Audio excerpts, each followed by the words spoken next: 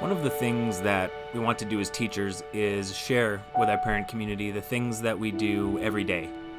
That's what this video series is. It should highlight moments of student learning in schools across Medicine Hat Public School Division. The question we're looking to answer in this video is, what role does criteria play in teacher instruction and student learning?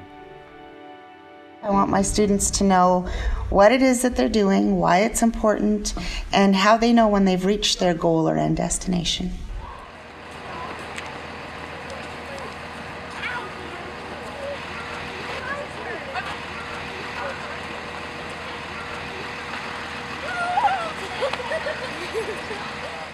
Welcome to Hat High, first of all. Like I was joking around, you guys completely skipped middle school and now you're high school students.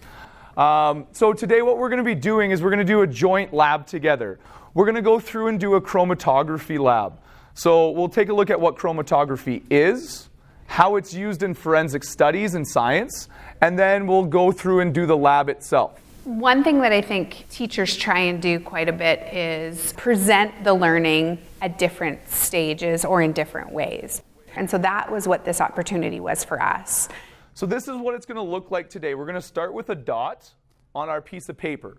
But we'll use this process to then being able to identify a substance. Yeah, the criteria is really important for students to understand at the beginning to guide them through that activity. Otherwise, they're just kind of going into a blind.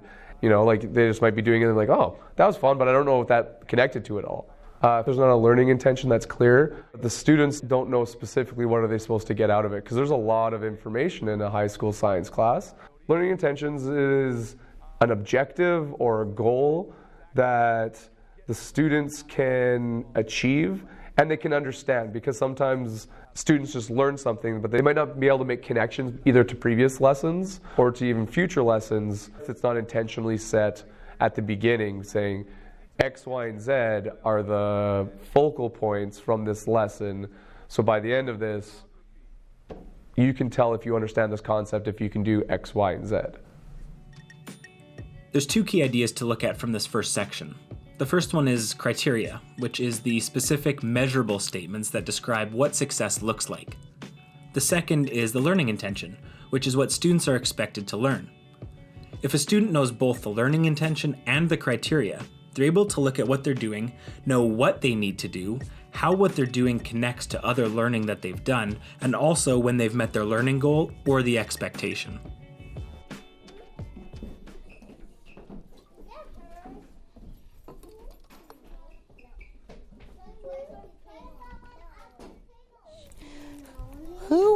Who would be willing to come up and spell their name for me?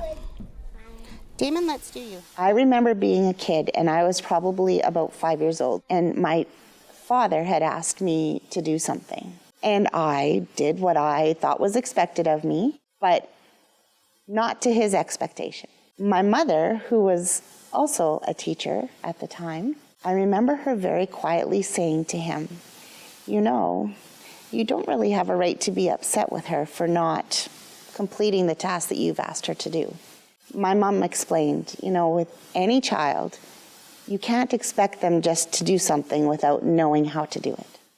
So I think it's really important that we take the time to explain to kids what they're supposed to do. And I think it tells them I can, so it's almost like success criteria. Because when they first come into kindergarten, you hear a lot of I can't, maybe you can't yet, and then that eventually transitions to I can. A key idea from this section is the idea of an I can statement, which is another way of outlining success criteria for students written in language that they understand and then can do something with.